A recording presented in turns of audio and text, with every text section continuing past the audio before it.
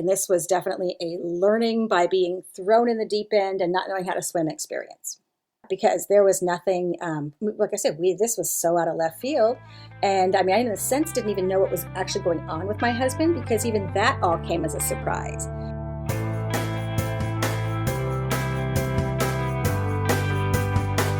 Welcome to Zestful Aging, where I talk with fascinating, talented, and inspiring guests who reflect on the adventures and challenges of aging and who are living their lives with vibrance and purpose. I'm your host, Nicole Christina, psychotherapist, writer, and fellow Zestful Ager. I want to invite you to my brand new free webinar, Zestful Aging. Here's how you do it. You can sign up at NicoleChristina.com. And as always, I appreciate your feedback. Last week we spoke with John Graham, the daredevil who scaled the north face of Mount Denali. It has not been done since. But now he works for his nonprofit called Giraffe Hero Project, and he's looking for heroes who are contributing to the overall good, and he looks all over the world at people of all ages. It's a fascinating interview. Check it out. And next week, we're going to speak with comedian Regina Stoops. Well, I have my Jack Russell Terrier Sparky right beside me and my coffee in my hand. So let's begin. Today we're speaking with Gincy Heins, who is the co-author of 365 Caregiving Tips series, which covers practical tips from everyday caregivers, travel, and respite, hospitals, care facilities, and hospice. She's also the creator and editor of Before the Diagnosis, Stories of Life and Love Before Dementia, an anthology of stories by 36 authors, each about a relative they've known and loved before that person was diagnosed with Alzheimer's or dementia.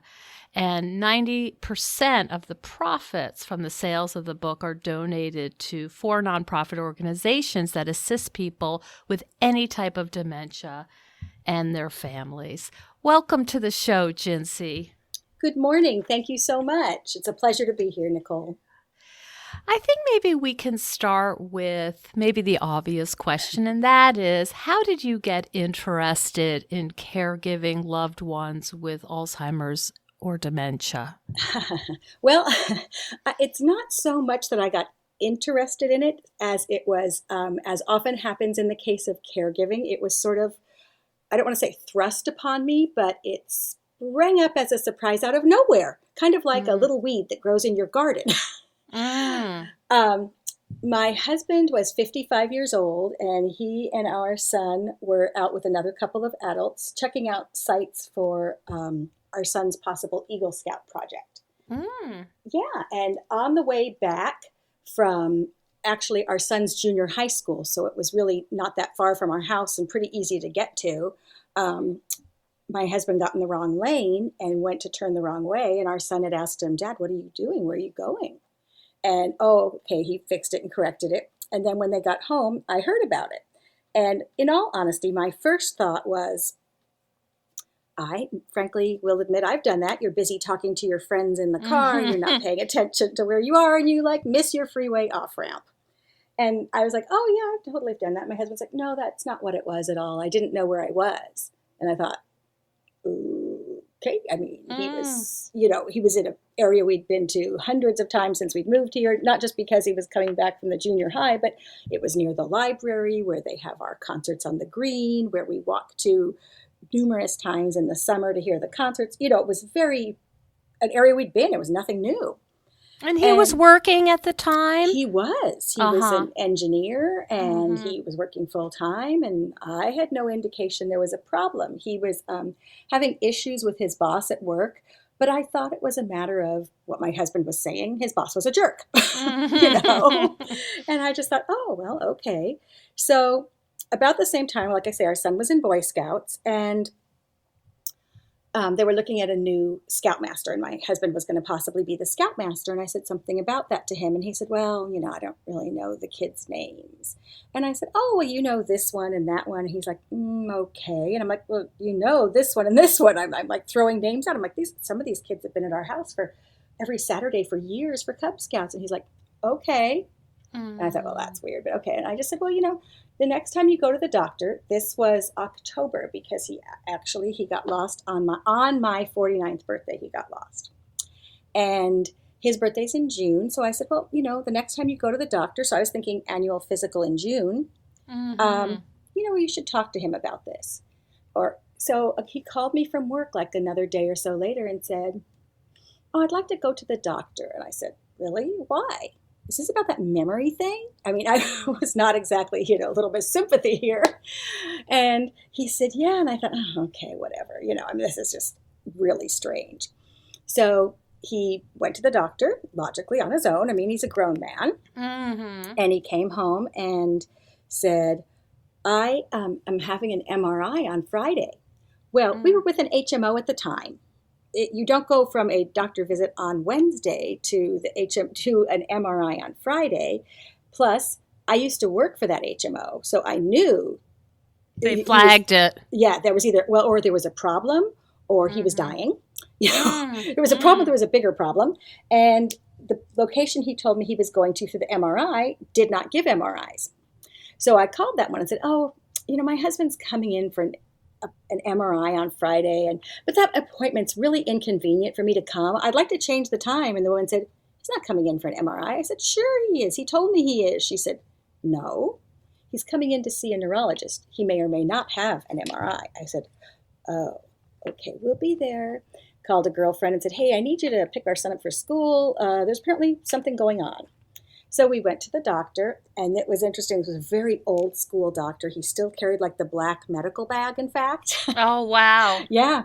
And he talked to us for, a bit, and then said, "Okay, well, you're going to have to go through all these tests, and, they'll contact you about scheduling them. It may take a while, and then I'll see you back when all the tests are done." And it was just kind of like, okay.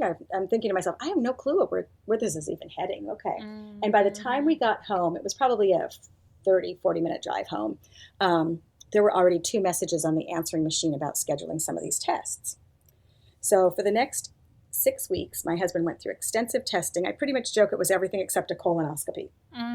I mean, it was brain, heart, eyes, ears, blood, CAT scan, PET scan. And at that point, what were you thinking? What was your theory? Did you feel like maybe they were overreacting, or? Yeah, I had no idea. I mean, they really didn't give us any clue what it might be at that point, which was probably a good thing.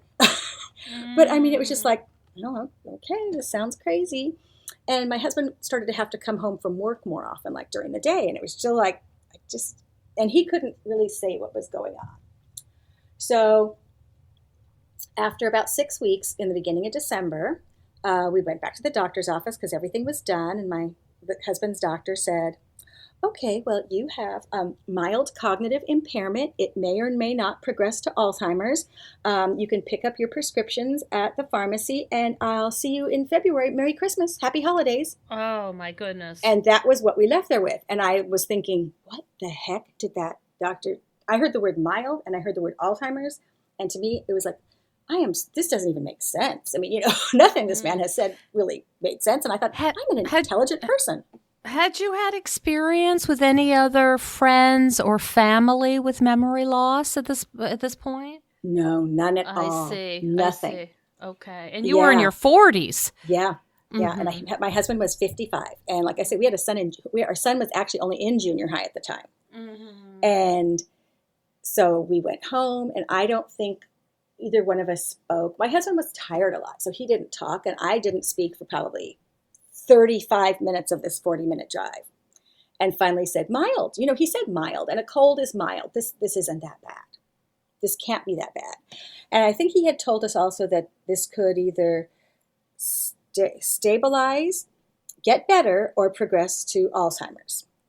And I thought at the time, well, I don't want to ask for too much here. So I was like, okay, so we're gonna stay stable. That would be great. If we just stayed stable, this would be great. We just don't want to progress to Alzheimer's.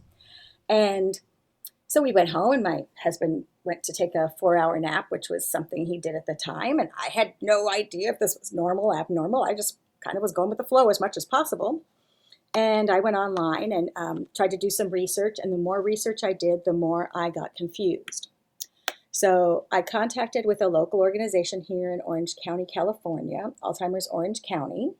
And I thought, ooh, look, they have a class. I'm good at classes. So I sent an email. And I realized much later that it's interesting that in the beginning, I think every time I would email and explain our situation, it was like I was pleading my case because I could hear the tone in my head as I typed the email. And it was, my husband's only 55. I'm only 49. We have a son in junior high. This can't be us. Yeah, this is completely wrong. Obviously, somebody tell me this isn't right. Yes.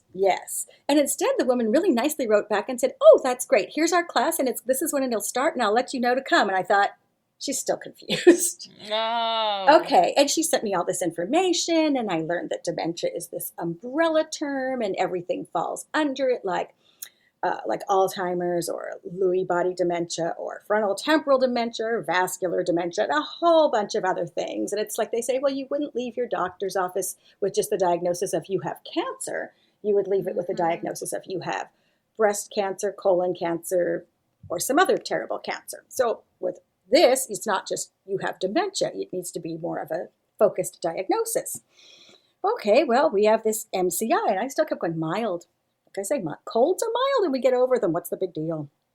So we went to, well, that's still in December, though. My husband worked for a large employer here in Orange County with amusement park rides. And his job was involving those rides and the safety. So they did nothing. The employer did nothing wrong. I want to make that clear. They had to put him out on disability because, I mean, seriously, I wouldn't want to know that someone had worked on my ride who had a cognitive problem. Oh, of course. They did the right thing. But all of a sudden at 55, we're being told, oh, your husband's on disability. And it's like, wait, I had to call the doctor and say, wait, what happened? My husband's employer told us we're on disability. And he said, oh, yeah, that happens. Just bring in the paperwork. And we filled it out. But nobody was helping you through this process. It sounds like there were just a lot of surprises and questions and confusion. Oh, absolutely. And this was definitely a learning by being thrown in the deep end and not knowing how to swim experience. Mm-hmm. Yeah, because there was nothing, like I said, this was so out of left field. And I mean, I in a sense didn't even know what was actually going on with my husband because even that all came as a surprise. And for a long time when we would go to doctor's appointments, the doctor would say, oh, are you having this problem? And had gotten to the point sometimes where I'd answer for him and I'd say no. And he'd say, oh, yes, I'm having this and that. And I'd look at him and I'd go, what? Are really? Oh. It was funny because prior to this, we would joke that this happened in 2009. So we had been married 19 years. And if something happened that was unexpected, I would look at my husband and say, 19 years, we were married 19 years. It's the first time I'm hearing this. Or I'd say, oh, this is why marriages last so long, because you're always learning something new about your spouse. Oh, my goodness. Except now I was learning it in the doctor's office frequently. And I did not like that. I didn't like that. Not that there was anything I could do about it, but it's like, how embarrassing. You're sitting right there and they're saying, oh, do you do this? And you're like, no, he doesn't. He's like, yeah, I do. Oh, my goodness. Yeah. So when we went to this first class, it was a class for both of us. So we stayed together. You stayed together at the first part of the class, and then they separated you out into the person with the illness and their caregiver. And everybody's going around and introducing themselves. And I'd say for the most part, I had kept things together, really kept everything inside. And holy mackerel, they get to me and I just burst into tears. And I'm like, I'm not supposed to be here. And this is what's going on. And they're like, yeah, we all feel that way in the beginning. This is and I was still surprised. I remember fighting it. Yes. Fighting it. Yeah. And my husband only wanted people to know on a need to know basis. Of course, I mean, it's kind of, I don't want to say embarrassing, but, and like with so many illnesses, there's a stigma. And in this case, you shouldn't be 55. You should be 85. Not 55. So he didn't want people to know. But I also, like I say, still had that issue of a child in junior high. So he couldn't drive. And what if something happened? I mean, I didn't even know what to expect as the what could happen. Just what if something happened? Gincy, were you working outside the home while this was going on? In a way, it's fortunate I was not. But Okay. yeah, what had happened was when I had gotten my bachelor's in finance and went right to work out of college and got a master's degree in business. And then when I was pregnant, I said, well, you know, we'd already discussed that I would be a stay-at-home mom for at least several years. And then, you know, it worked out well for us, so I stayed home. And about the time I was thinking, oh, I should go back to work, I see. my mom died. Oh. And that my dad had health problems. So he came to live with us. And I was like, oh, I guess I shouldn't go back to work quite yet because, you know, like I say, he had health problems. And so he passed away 25 months after my mom. He lived with us for a few of those months and then lived on his own because he wanted his independence, about 10 minutes away. And it was a month after he passed away that my husband got lost. Oh, my goodness. So you talk about the sandwich generation. Yeah. You're doing both sides. Yeah. Yes. And taking care of your boy. Yes. So he passes away. My husband gets diagnosed. And like I said, my husband's like, oh, people should know on a need-to-know basis. And I thought, well, I need my neighbor to know in case, because that's who I would go to first if there was an emergency in the middle of the night. So I made sure they knew. And I wanted people to kind of watch out for him, you know, to see, did he do something unsafe? You know, was something going on I should know about? So about 2 or 3 classes in for this class we were taking, the woman says to us, I want to talk to the two of you after. And honestly, my thought was, oh, she's finally realized we don't belong here. This is great news. And she looks at the two of us and she says, I want to tell you your husband's depressed. And I looked at my husband and said, you're depressed? And he said, I'm depressed. And I said, you're depressed? And she said, he's depressed. Well, now, in all honesty, everything felt like a crisis mode. And I went, oh my God, should I stop at the hospital on the way home? And she's like, why would you do that? I'm like, because he's depressed and I don't know. Is he going to do something? Should I stop? And she's like, no, just get him to an appointment in to see the doctor. So in that week, he had 7 different appointments by this point. And I finally, at that point, when the primary care physician said, now he needs to see a psychologist, I called the insurance company and said, walking distance. He needs something within walking distance. I can't keep doing 7 appointments a week. I just can't do this. Goodness. So the first psychologist was a woman within walking distance, and the fact that she was within walking distance met my requirements. Because again, I thought, you pick a psychologist. This was really all foreign territory to me. But I was startled, and I contacted the woman who had said, your husband's depressed, and said, how did you know? And she said, he lost the sparkle in his eyes. And I said, oh my gosh, I have been talking to doctors and telling them, that he's lost the sparkle in his eyes. And she said, yeah, that was kind of a sign to her of depression. And I said, I've been saying these exact words to doctors for months.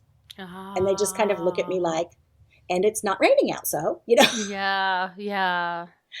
So the thing is, once we got involved with Alzheimer's Orange County, then we went to a university and put him into a study there. So every year we go to this this university, which includes him in their study, and they check everything you could possibly imagine. And I honestly think to myself, sometimes I'm not sure I would pass the tests either. I mean, the type where they give you like the list of things and you give the list back, or they give you a story with great detail and you're supposed to, I guess to get 100%, you would give the story back exactly the way they told it to you with all this detail. But one time my husband said, I don't like that story, so I'm only going to learn the first 2 sentences they tell me. But fortunately, he has remained relatively stable. Oh, but that about a year after his diagnosis, we got the less than wonderful news that since he couldn't go back to work, because his employer would talk to us every month, how is he doing? Can he come back to work? And that's like saying, you chopped your leg off. How is your leg? Has it regrown yet? No, this isn't going to change. And after a year, since he couldn't go back to work, he had to retire. This was his dream job. He was already depressed. I was like, oh my gosh, what happens now? So nothing worse happened, thankfully. I tried to make it as positive as possible. I contacted every friend and family member I could think of and said, hey, he's retiring. Can you send him a card? So I Oh. kept all the cards, and then the day of his quote retirement, I had presented him, among other things, with a basket of cards and made it like a retirement party, like it was some wonderful positive thing. When, in all honesty, even this many years in, he'd like nothing more than to go back to work full time. Oh, it was such a loss. Yes, yes. I mean, it's wonderful because I've discovered my husband has artistic talents and he can paint and he can draw and he can weld and make things that look like something, not just some weird blob like mine probably would. Hmm. But it's so, there are these hidden things, but that's not what he wants to be doing. What an adjustment. Yes, yes. It's been really something. Sometimes some things are better than others, of course, like anything in life. We go through good times, we go through harder challenges. The depression has waxed and waned. Um, the health has been good. We've had, some little issues. Then we add other things that you might add anyway, like, oh, I don't know, plantar fasciitis and Mm. COPD. like, Hmm. are you kidding? But it is interesting because, like, on the COPD, they said he's borderline, but with his other health problems. Yes, Mm. he's getting a CPAP machine. And at first you're thinking, oh my stars, we're going to add that now. Hmm. But yeah, so And it's mostly fallen on you to sort of coordinate all of this. You're it, his, like, you're yes. his caseworker. I'm his everything. I am the one that makes sure everything is taken care of, that he gets the medical supplies for the CPAP, that follow up appointments are made, that he gets his prescriptions, that he takes his prescriptions. I mean, I do all of that. Um, but what's nice is that through this, we have made new friends. We have had experiences we would never have had otherwise. And I have definitely tried new things and, been asked to do new things and said yes, probably sometimes more than I should. But, Hmm. so it's opened a lot of doors. It's kind of Hmm. truly that when one door closes, another one opens. Hmm. In the beginning, I heard that there's more to that statement. It's actually when one door opens, another one closes, and it's something to the effect that, but we're so busy looking in the direction of the closed door that we don't see the other one. Ah, yeah, And I can imagine. yeah, so I think that's very true. So yeah, I mean, so time has gone on. I mean, we have to make what I'll call accommodations sometimes. Our son's actually in law school in another state now. And he and I were making a brief trip to Washington, D.C. last year. I mean, left on Thursday, returned on Saturday. This is brief from California. Hmm. So, but on Wednesday, what we did was I had made plans in advance with my husband's brother and sister in law that he could stay with them while we were gone because he really can't stay by himself for three I days. see. It's not I that see. anything's going to happen, it's just that you want to make it as easy as possible. So it's a lot of work. And there's a lot of, I mean, you're just always thinking about his care. That's very true. Yeah. I mean, I'm always, Hmm. I can make plans to do something, but if it's with him, it may not happen because if he's Mm. really tired that day, he gets tired a lot. I don't know how it relates to everything. All I know is my husband gets tired a lot, like Mm. 3 hour naps after sleeping 10 hours at night. Wow. Yeah, it's Oh. really crazy. So sometimes you think, oh, it would be great if we could go take a walk on the beach today. And, Hmm. but if he's having, a really rough day, then I don't want to say something because I don't want him to feel bad. Yeah. So I was thinking about the only thing I make sure I do, even if he at the last minute doesn't want to do it, is we have friends in the next housing tract, and every year they have a little open house at Christmas time. And that's as bad as it sounds. That's the one thing I will say. I'm going to this. If you don't want Hmm. to come, it's okay, but I'm going to this Right. event. Hmm. So, and he's fine with it if he doesn't feel up to it. And if he feels up to it, sometimes it means we only stay maybe 30 or 45 minutes because the crowds or the noise or the activity is sometimes just too much for him.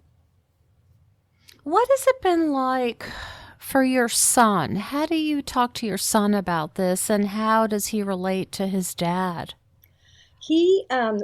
Because I'd say we use a lot of humor in this family. Hmm. So we tend to joke about it. Um, he relates to his dad in a more joking, less serious way, and that seems to work well for both of them. but I'm again the primary point of contact, and then I disseminate the information. And I mean, sometimes like we were having a FaceTiming with our son one day, and he was saying something about an interview coming up that he had that week. And that was towards the beginning of the conversation. So later I said something about, oh, good luck on Thursday. And my husband says, well, what's happening Thursday? And I could thought, ugh. And I said, just say, well, Dad, I have that interview. Oh, yeah, that's right. That's right. You probably told me that, but that's right. So, and I know that we're fortunate because Steve has remained relatively stable, but it's not what it would have been, let's say 15 years ago, for lack of a better way to put it. This is not what you would expect of a 64-year-old man. Like I say, the 3-hour naps are kind of a clue to us there. And so we just kind of roll with it as best we can. There are certain things that are non-negotiables. I tell my husband, you have to be at this. When our son graduated from college this last spring, okay, they're going to have a baccalaureate service one evening. That's optional for him. Now I went, and we were fortunate because our son lived at home, and it was an easy driving distance to his college. But it was like, but you have to be at this event on a Friday night. You have to be at this event on a Saturday morning. So that means we're going to structure the week leading up to it. So it's not too crazy, not too busy, not too many activities going on. Boy, it reminds me of parenting a young child. That's his nap time, and we have to make sure he doesn't get too hungry. I mean, it's like you're always parenting. Yeah, it's interesting too, because a lot of times, like if I asked you, Nicole, are you hungry? You could honestly say yes or no, right? Or maybe I could eat a little. But sometimes the answer is, I don't know from him. Well, I can't tell if he's hungry or not. So it's kind of like, okay, well, here you go. Here's a snack. I'm just going to make a decision. Here's a snack, or it's time to eat, or here's what we're doing. So, yeah, or even simple things like packing for a trip. Like if we make an overnight trip to Arizona to see our son there, and it'll be like, okay, let's see what you're taking. Oh, well, we have to remember this, this, this, and that.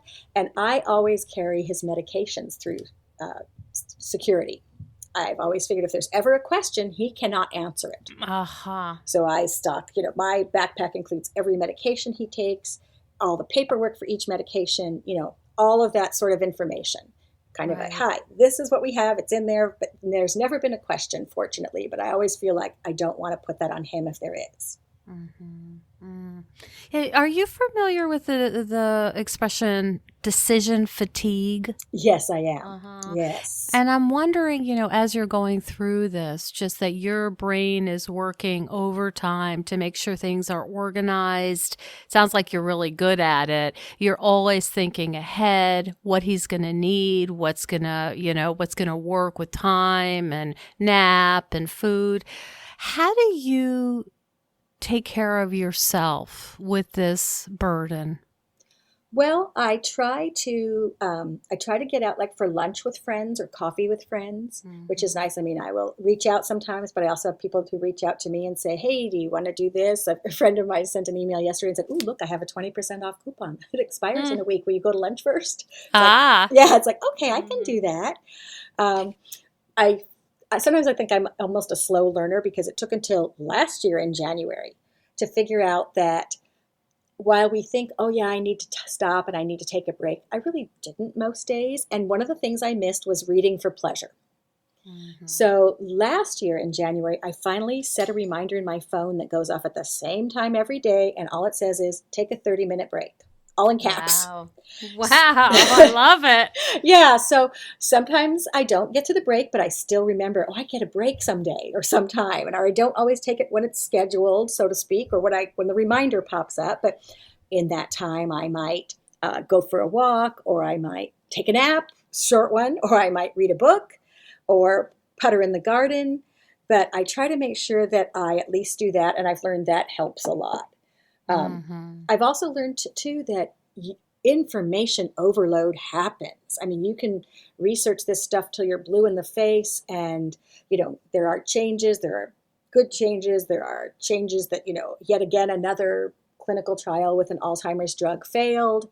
But after a while, it's like, oh my gosh, I really can't hear one more thing, or learn one more thing, or read one more thing, and it's fine to take that break. There is no harm in it, and interesting because I've also learned I don't have to be productive every minute. I, always feel busy, like I'm doing something, but it's okay not to be. Because one day someone said, Mm-hmm. "Oh, what did you do?" And it was a rainy day. Well, we've had a lot of those in Southern California this year, which is good, but it was like, I read a book. Did nothing for the Mm. whole afternoon Oh, and read wow. a book. But it was like, wow, this is a big deal. Because even going into the evening, my mind is, like you say, worrying along about, okay, did I do this? Did I do that? Oh, I need to update the medication list. I need to make sure that I've got the CPAP supplies. And interestingly, with this schedule or with this life that I have now, it's kind of going to be funny to hear, but I did go back to work. I've Mm-hmm. actually gone to work part time. Because I thought I can only work part time. Could you imagine going to an employer and 7 times in No. 1 week saying I need this time off? No. They'd be saying, "Well, don't worry, we're going to give you a lot of time off because you don't work here Right. anymore." Yeah. Yeah. So I got a job for one of the local community college districts as adjunct faculty. I feel like that's so exciting. And Mm. I teach a class they call senior topics. And I had already started teaching a class as a volunteer at the local senior center. I created this class and I called it Keep Your Brain Buff. I love it. Yeah, it was fun. And the little logo originally was like a little brain doing weightlifting. Mm. And we would do some like trivia, and I would give them a lot of information on the brain. And when I got the job with the school district, I was originally teaching in like residential Alzheimer's facilities and things like that. Mm-hmm. And I noticed that at the senior center where I volunteered, there were a lot of classes under this school district, and maybe mine could get moved that way. So I went and spoke to someone at the senior center who spoke to my boss at the school district. And by 2 days later, it was like, oh, goody, I'm now getting paid for my class. This is fun. So, Lovely. yeah, so we now call it Games for Brains because you'll laugh, but the seniors didn't really want that much education. And yeah, so I do games with them now and lots of games. But one thing I've learned is do not make them competitive because it doesn't matter what their age is. They are competitive. Like, Oh my goodness, yes, I've that's suggested funny. like, oh, we could play Scrabble without keeping score. You would Oh. have thought I said, give me your right arm. That Oh my gosh. Yes. Or one day I was playing like a modified family feud with one half of the room against the other half. And Yeah. one person didn't like a decision I made about a rule. Oh And, oh, well, I'm gosh. not playing again, and got up and walked out. And I'm like, okay, this is nuts. I mean, Yeah, feisty. yes, yes. So I always make sure, oh, no, no, this isn't competitive. We're not competing. No, no, no. It's And all.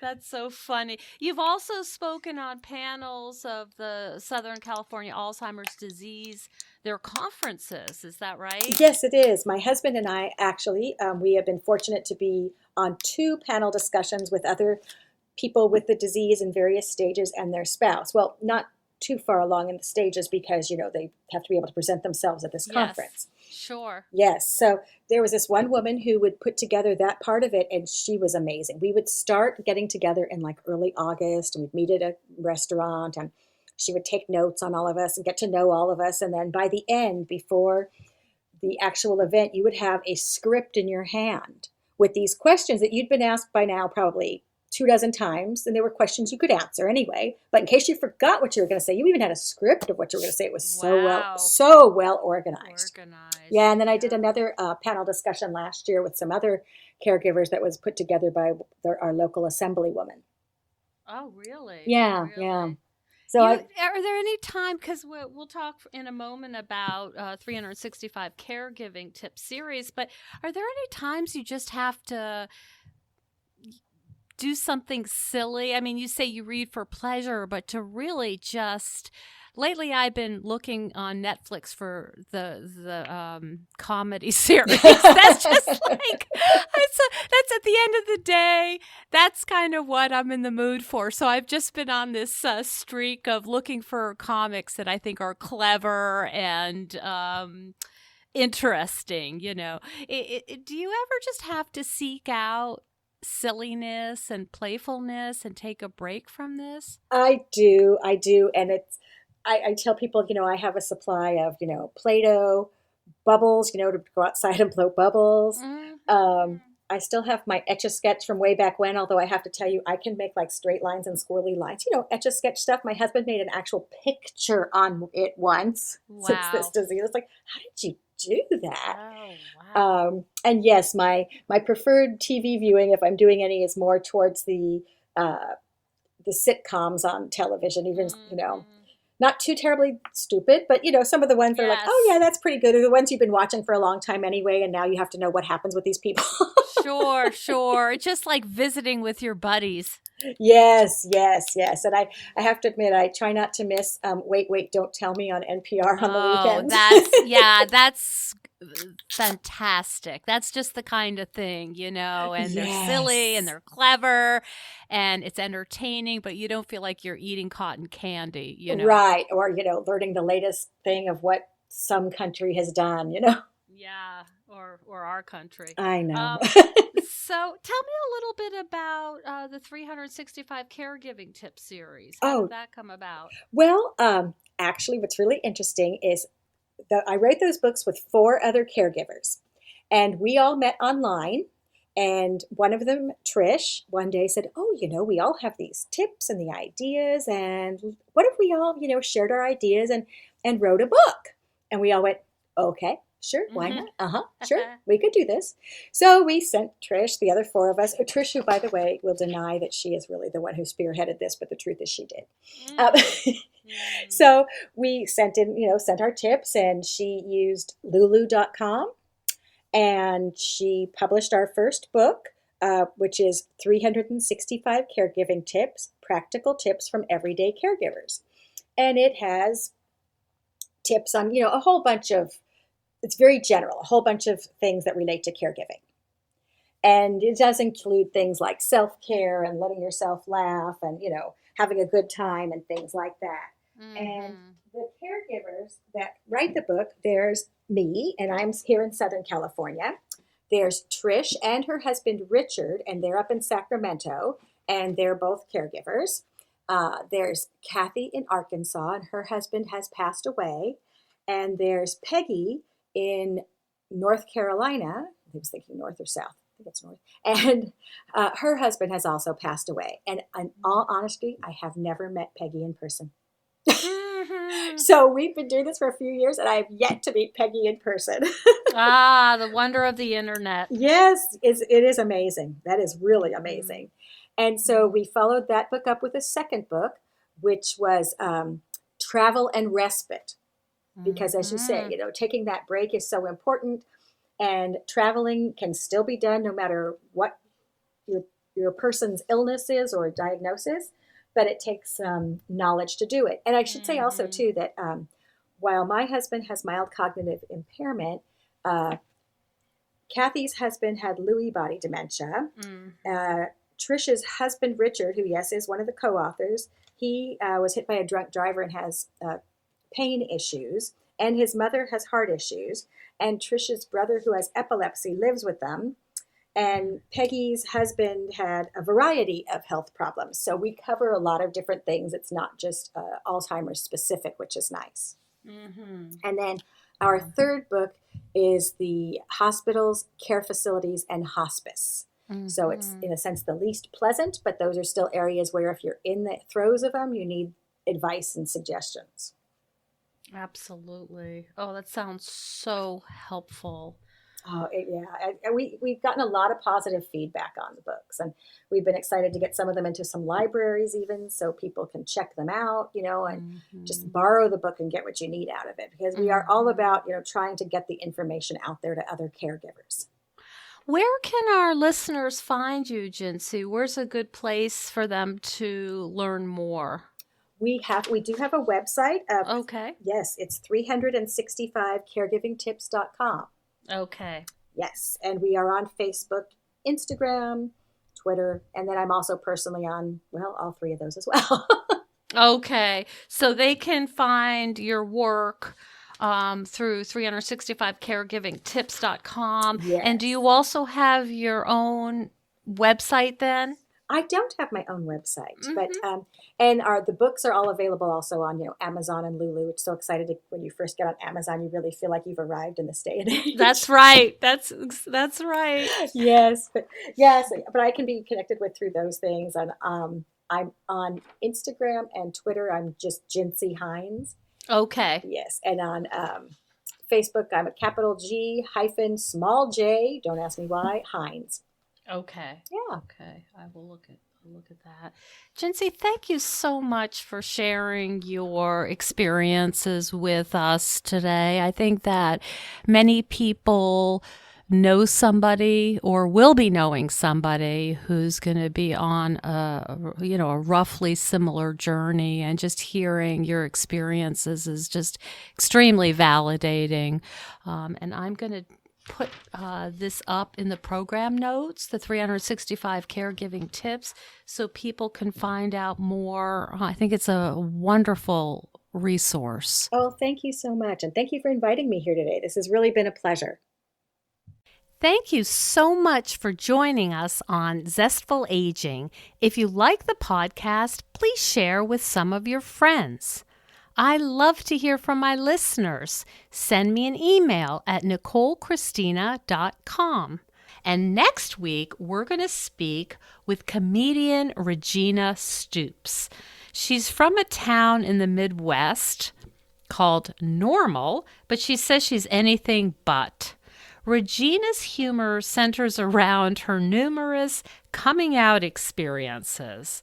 Prepare to laugh at her really sweet humor and be touched by her powerful stories of resilience. And please consider becoming a patron of the show. You will get access to exclusive bonuses, and you will be part of the Zestful Aging community. Keep us going strong. Go to patreon.com/zestfulaging. See you next time for another episode of Zestful Aging.